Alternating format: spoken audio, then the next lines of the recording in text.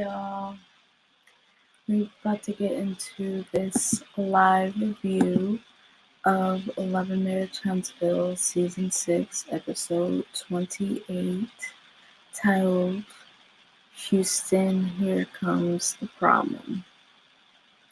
And if you enjoy this review, make sure you like, share, comment, and subscribe. Now let's get into it. So they pick back up where we left off.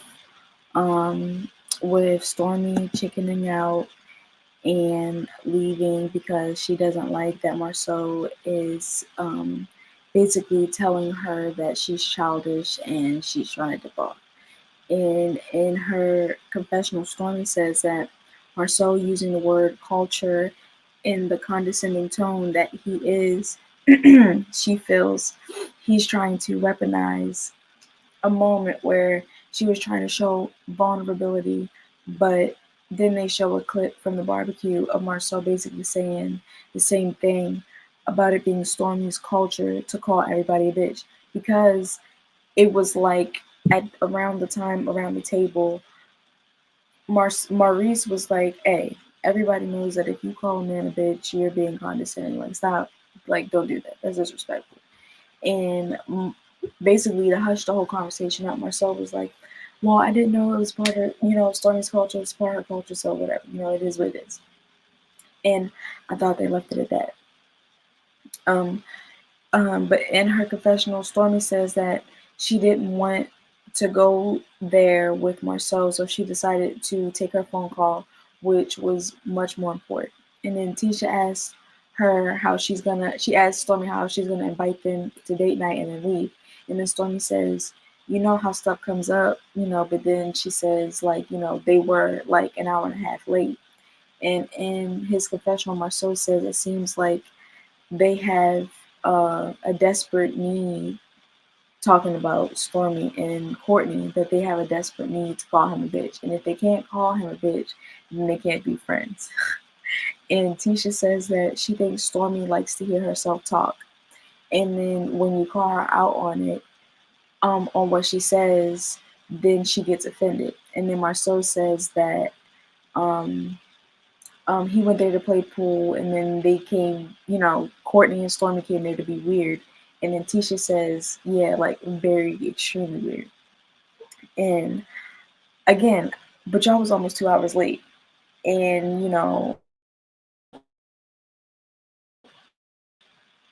I get it, Stormi shit was very unnecessary, but y'all was almost 2 hours.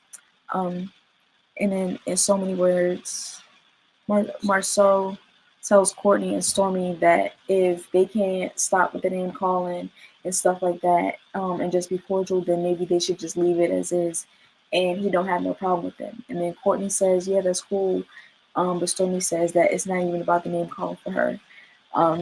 She said, it's just good. She's just good on the energy, and she's just done. And she was done the last time she and Tisha met.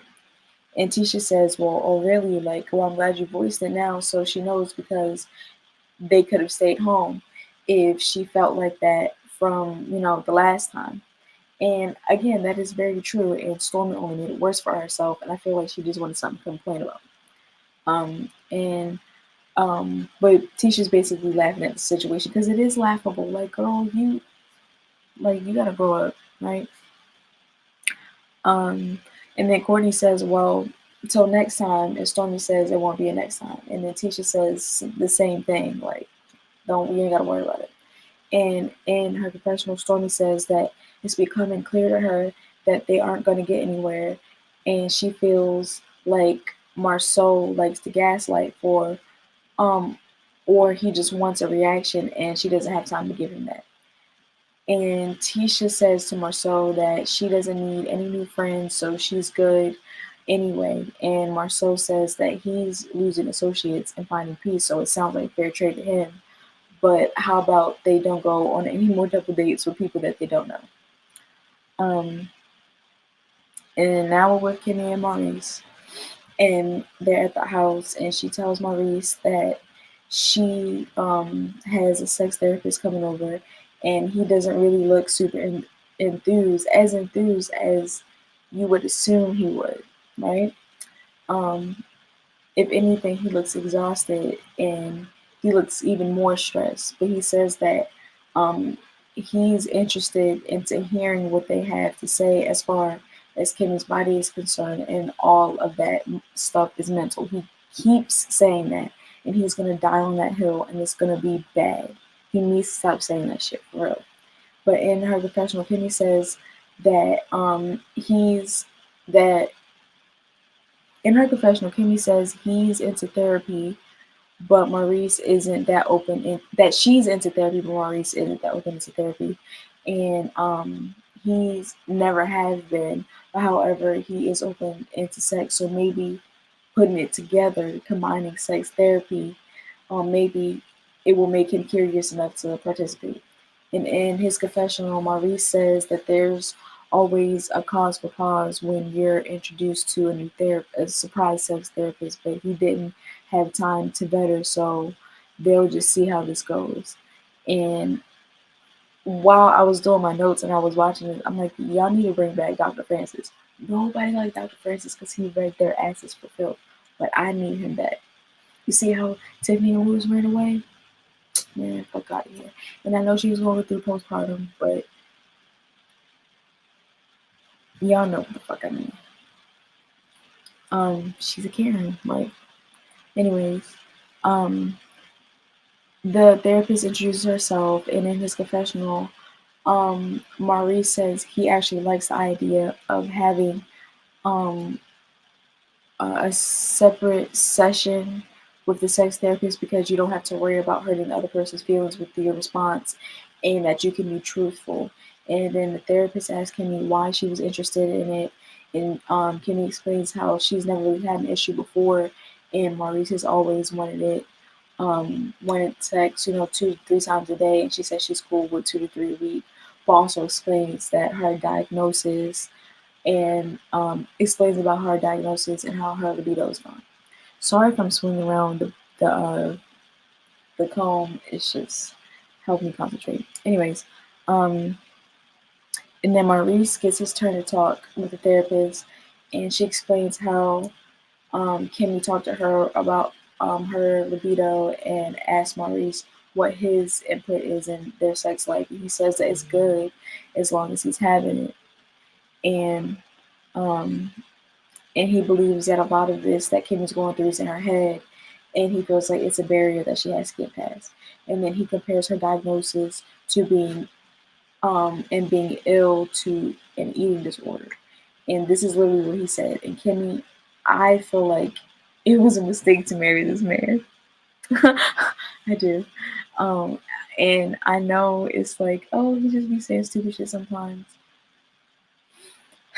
You cannot be out here embarrassing your spouse like this, not on TV. Like, and I know it's for views sometimes, bro. No. And then the therapist asked Kimmy about her intimacy with Maurice, and like, is it from a scale of 1 to 10? And she says it's about a 4. And the therapist asked Maurice the same thing. He says it's about a 2 to 3, and she says, yeah, that's pretty low. And hold on, I gotta sneeze.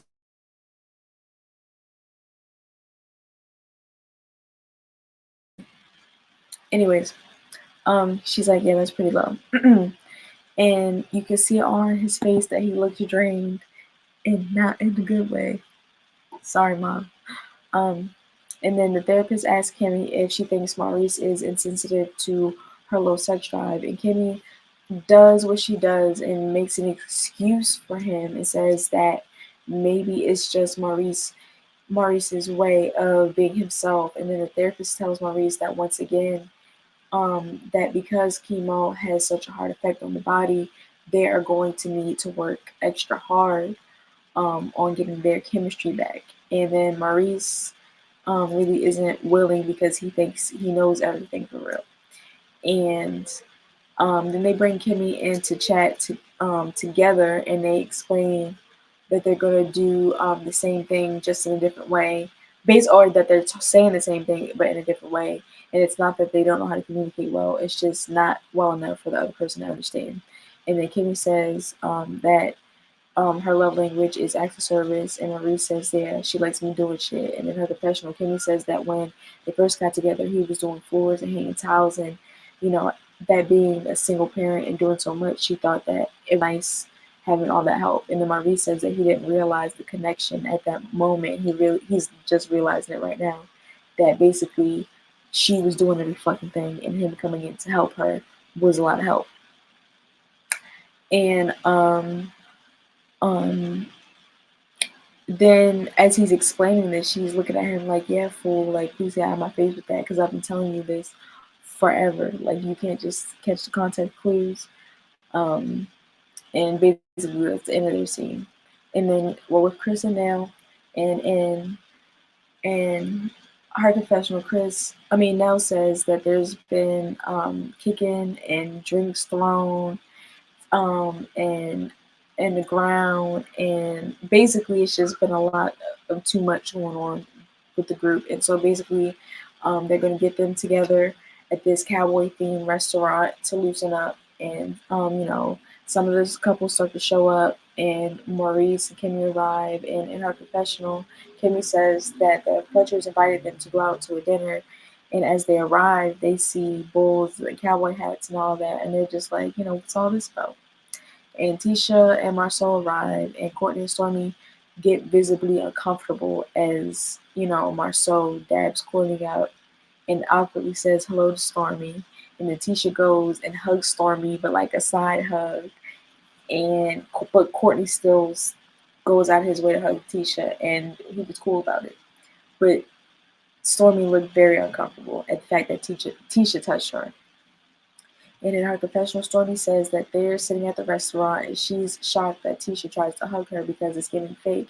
And she feels she's really trying to fuck with her, and she's not going to give Tisha the reaction she wants. And Courtney says that as long as Marsau doesn't try to hug her, everything's going to be smooth. But remember, she says that she feels like Tisha's trying to fuck with her. Just remember she said that. I hope it don't look blurry. Yeah, it's a little blurry. Just remember she said that she felt like Tisha was trying to fuck with her, because when Stormi and Kimmy go to have a chat, she says something completely different. And then Melody arrives, and the energy is cool. And then Martell arrives, and Melody's face completely drops. And in her confessional, Melody says that there's been a lot going on, and they show a clip from her name change party, but now telling her about her fight with Martell and bringing up the infidelity and stuff. And then Melody says that she really doesn't want to be in Martell's presence. She didn't know he was invited, but she wants to hear what the Fletchers invited him out, to this new restaurant. And then Nell explains why they got the cowboy hats, and that they invited them all to Houston. And to be honest, Martell didn't look that excited, and Nell says that they aren't going to take any no's for an answer, that the whole group has to go because they can all act like adults. And in his confessional, Chris says that Houston is one of he and Nell's favorite vacation spots to go. And in her confessional, Melody says that she definitely has her own reservations when it comes to the trip to Houston and being in the same house with Martell, and she thinks that anybody should understand that and why. And all she requests is a door far away from him with a lock on it so she can feel okay. And Nell is real excited, and she says that she has a lot planned for the ladies, and that they invited the Whitlows too, and that she's really looking forward to it. And then she asked Courtney and Stormi if they are going, because they didn't really answer, or they didn't seem excited at all. And then Kimmy asked Stormi if they're good, and at this point Stormi is being dumb. She was like, good about what? And Kimmy says that having conversations with the other Scots, basically, I heard that you talked to the other Scots, and like, is everything cool now? And Marsau's like, yeah, everything's straight, everything's cool, everything's Gucci. And Courtney says, well, he don't really know. And Stormi is not saying anything at all. And Kimmy is like, "You're not sure if y'all good? Like, what?" And Kimmy know what she be doing. She be picking. Like, girl, they don't want to talk about this shit right now. But I get it because it's like, oh, what happened? Um, and then Courtney says that he's always good, but clarifies that, yeah, they're cool for the trip or whatever. And basically, that's all they wanted to know. Like, Courtney and Stormi make it so much more awkward than it needs to be. Real shit. And it's not production. Um, and then Kimmy pulls Stormi to the side and she's like, let me talk to you for a second. And as much as Stormi want to act like she doesn't like confrontation, she sure does like carry a lot of shit on unless it got something to do with her bestie Kiki. That is in my opinion. That's what I have observed. And in her confessional, Kimmy says that after they mention the trip, Stormi looks apprehensive, so she just wanted to check on her. And then Kimmy mentions how Tisha told her that they went on a double date and she wasn't sure if they were 100% cool and got back on track. And so that's why she's asking them, like, is everything straight? And then Stormi says no, and she doesn't know if it's the track or whatever, like basically trying to be smart.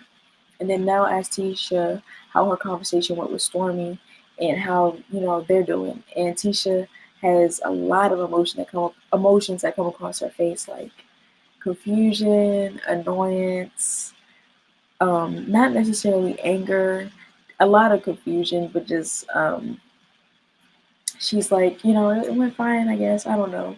Because you could tell she wanted to say how she really felt, but it's just like, let me just give y'all the short end of it.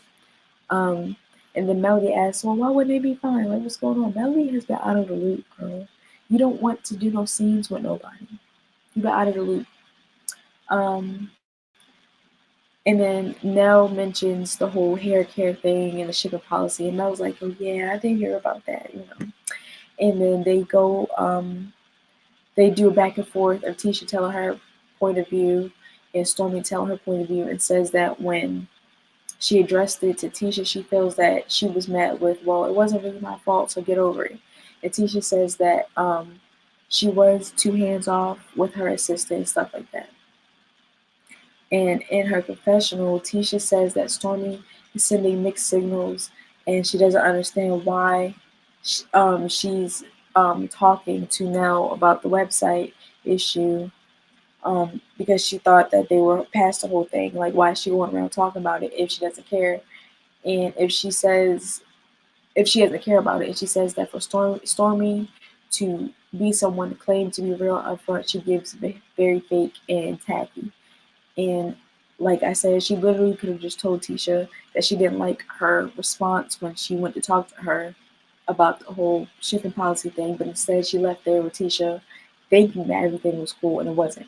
And again, it's like, well, Tisha's an adult. She should have known her response wasn't 100%, but I am learning that people literally won't know what's wrong with you unless you say something. People won't know what you want unless you say something. And then Stormi tells Kimmy that, that's just who the Scotts are, and she and Courtney are who they are, and that's just what it is, and that's how it's going to be. It can be a high and by or whatever. And Kimmy says, so it really went that left. And Stormi's like, it didn't go that left, but, she's big. She's so big on how she feels. And if she feels that she feels it, then she can't stay there. And Kimmy asks what we all want to know, that if she felt out of sorts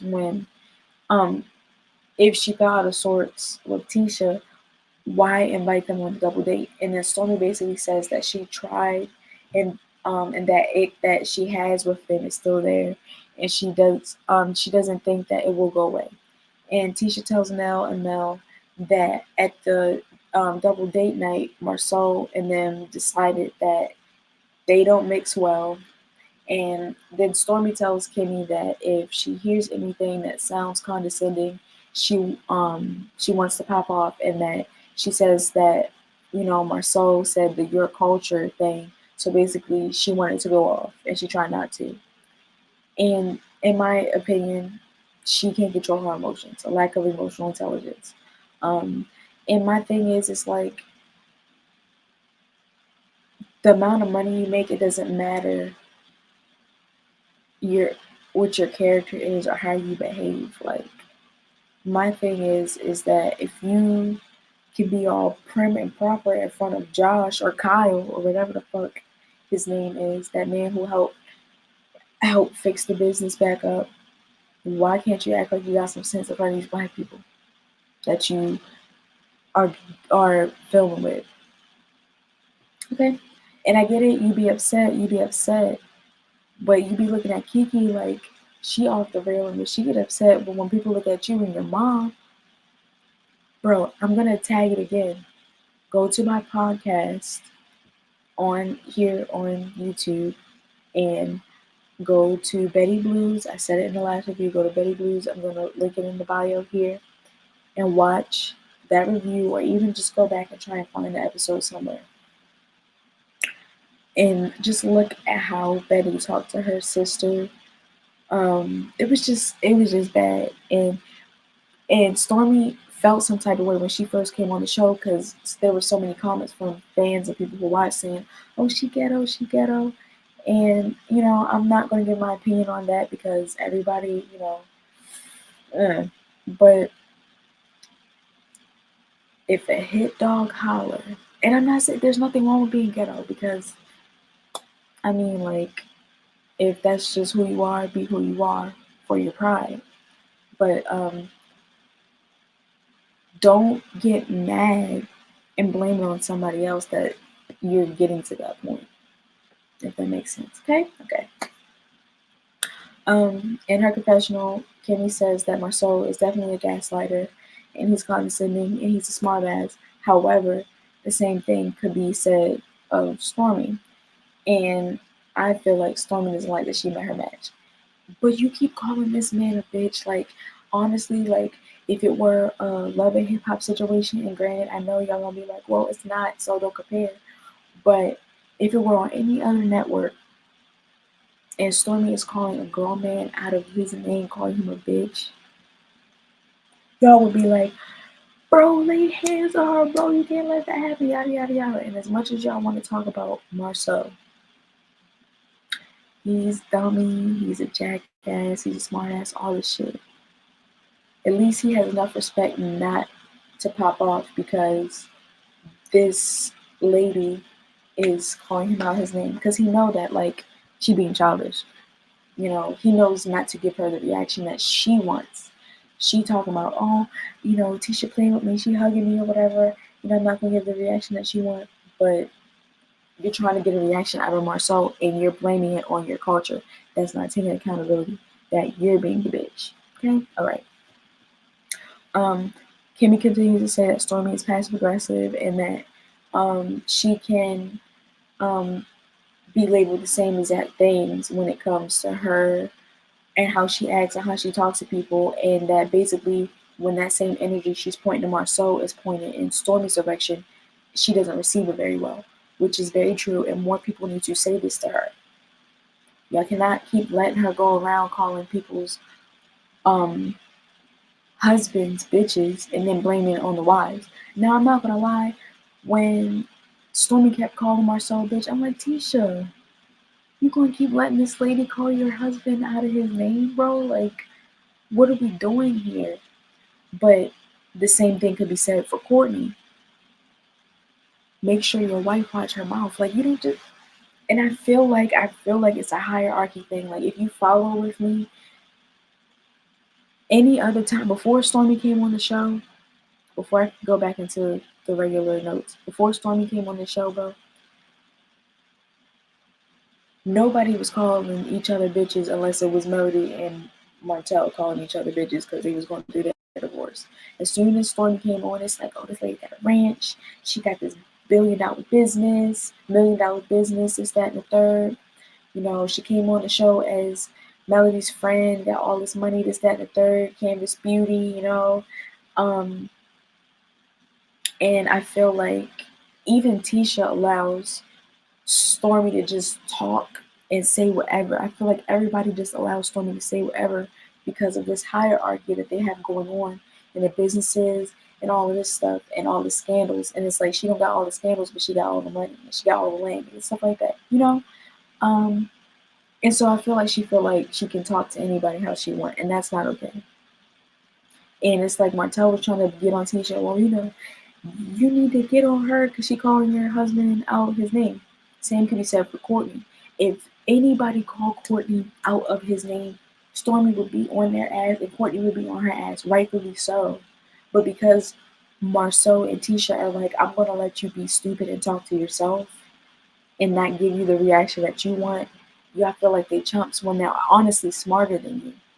Because something else that I have learned that I have been trying to learn for a long time, even though you might feel something, you cannot go off of emotion. You cannot move your actions off of emotion because they don't, whatever happens might not be the outcome you want. And Stormi wants to keep talking about, oh, everybody says I'm ghetto, I'm ghetto. Stop acting like it. And that's just it. And we're going to keep going, okay? And then Melody asks the Scotts, Tisha, and Marsau if they think things will be cool for the trip. And Marsau's like, yeah, everything's cool. And basically, Stormi and Courtney need to get over it. And Mel laughs, and Marsau says that if he has to walk on eggshells, then he won't be around them. But other than that, they're cool, and Stormi and Courtney probably just need to get with program. And in his confessional, Marsau says that as far as he's concerned, he doesn't have any beef with Stormi or Courtney, but if they do try and like get along or whatever, it is what it is, but it's personal for them, not for him. And Tisha says that Stormi and Courtney probably are going to be in the corner the whole time during the trip, quiet because they always are. And Marsau says that he doesn't want beef with Stormi or Courtney, and he wants Wagyu. And I actually laugh because as much as he's a smartass, he's funny sometimes. Um, I need to make that the thumbnail for this.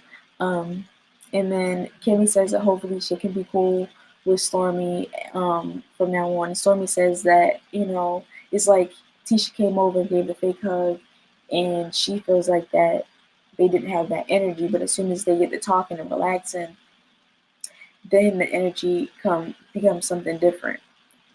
And Kimmy tells her basically when they go on the trip to get a room far away to have a moment to herself on the trip. And in her confessional, Stormi says that she appreciates Kimmy's advice about creating her own oasis during the group trip because they don't usually do those a lot. And then Marsau says that they're gonna have fun. They're gonna have a good time in Houston as long as they keep the men and the women separate. And honestly, you can tell that Courtney's cool. Courtney is like, I'm straight. I just want to have fun. And it's Stormi who wants to keep the stuff going. And he's doing what a husband should, following behind his wife, just not saying too much, but listening to her in public because he gonna get his ass chewed out if he don't listen to what she got to say. But he's like, yeah, let's keep the men and women separate because whatever. And Martell is like, yeah, it would be cool to keep them. Like, can we even keep the men and women separate? Like, he's like, can we do that? Well, he's like, well, it doesn't even matter. I ain't got no woman. And Chris couldn't wait to say, not only do you not have a woman, but she don't got your name no more either. And then Martell tells Chris to shut up, but he laughs too because you kind of it's funny. It's funny. Like, that is embarrassing. Your whole ex-wife had a whole ceremony to say, yeah, fuck your last name, nigga. I don't care. Literally. Hilarious. You can do nothing but laugh. And then Chris, as he mentions the name change ceremony, Courtney was like, she had a ceremony, like, for real? Because that's not something that you usually hear. It's very extra, but it's funny because even though it might not seem as big to anyone else that she had the ceremony, she knows Martell enough that it will hit him right where it hurts, if that makes sense. Okay? And then Marsau is like, Chris, like, you went to ceremony, and Martell says, you see what I'm saying? Like, he's supporting all that dumb shit. And then Nell asks Melody how she feels about them going to Houston, and Melody is like, just keep me as far away from him and give me a lock on the door. And Nell is like, damn, but okay. And she's like, if they're doing group stuff, don't pair her with him. I'm like, I totally understand that too. And in her confessional, Nell says that they need to hurry up and get this trip started on the right track with, everybody going at it right now, and they need to relax. And then Nell goes to ride the bull, and there's so many words in his confessional. Marsau says, Nell got that thing on her, and that the trip might be more fun than he thought. And he's excited to see what's in store. And then they do a little edit going onto the group trip, and they give the cast members who are going nicknames. Melody is Saloon Singer Sally. I didn't like all these names because some of them were colorist in my opinion, but whatever. Martell is Tantrum Todd. Marsau is Slippery Pete. Tisha is Grumpy Gus. Maurice is Curly. Kenny is Whiskey Lips. Courtney is Wildcat Willie. And Stormi is Twitchy Trigger. Chris is Rusty Razor. And Nell is Jungle Spurs. These are their edited names on the trip to Houston.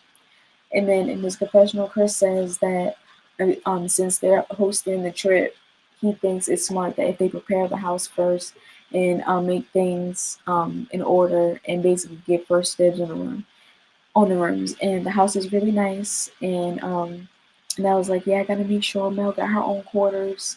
And then Melody arrives so she can ensure that she get her own shit. I totally understand. And she's like, where my room gonna be? In her confessional, Melody says that she's going to set her boundaries when it comes to Martell, like just to get it off the bat, so ain't no questions. And she tells the Fletchers that she doesn't want everything to be about Melody and Martell because it's not a joke, it's not a punchline, and basically it's beyond jokes at this point. Martell arrives, and Chris tells him that Melody just came, and it did just get awkward. In his confessional, Martell says seeing Melody anywhere doesn't bother him, and he speaks to her and it doesn't bother him whether she's there or not. And as he's sitting in his confessional, he's just like, yeah, me talking to Mel don't matter, seeing her anywhere don't matter. He's visibly uncomfortable. And let me know if you even watched up to this point, if y'all want me to do like a little breakdown of the evolution of Martell Holt, kind of, because visibly you can see in his confessionals how emasculated he has gotten since his divorce. If I might do a video about it, I might not, we'll see. But as they come back to the room, he says hello to Melody and Nell, and Melody goes the opposite direction and gives him the deuces, and they like, oh, like, did she really do that? And in his confessional, Martell says it's not gonna hurt either of them to speak, but he's cool. Kimmy and Maurice arrive, and of course Kimmy wants to know who RSVP'd, and Nell says that Tiffany and Lewis aren't coming because of family issues. And Tisha and Marsau arrive, and then they explain how they already have rooms set up based on certain positions and stuff. And then they all check out the rooms, and the Scots are not feeling where they're supposed to stay. And in her confessional, Kimmy says that the house is nice, but her room is warm, and she has to share a bathroom with Marsau. And Chris and Nell, got to set everything up. And then Kimmy and Maurice chat, but she says that, they got to do their homework from the therapist. And Maurice says he'll do whatever because he's been misbehaving as of late. And Kimmy says, yeah, you need a prayer and Jesus. And that all of that foolishness that he thought wasn't a big deal at some point has blossomed into a forest of big deals because her husband is all over the internet about having sex with his wife with cancer, and says that it's beyond disrespectful and it doesn't protect her. No, don't leave. Hey, paralegal perspective. Okay, I can't believe it, Jesus. I can't believe exactly. And I remember when people were like, "Oh my gosh, did y'all see that interview of Maurice Scott saying what he said about Kimmy and her having cancer?" And honestly, I never watched it because I'm like, I don't, I can't even fathom to hear. Do you understand? Like, I would roll over. I'm not even in my grave, and I would roll over because it's just like, how dare you? Why would you say that? Okay, and then let's look.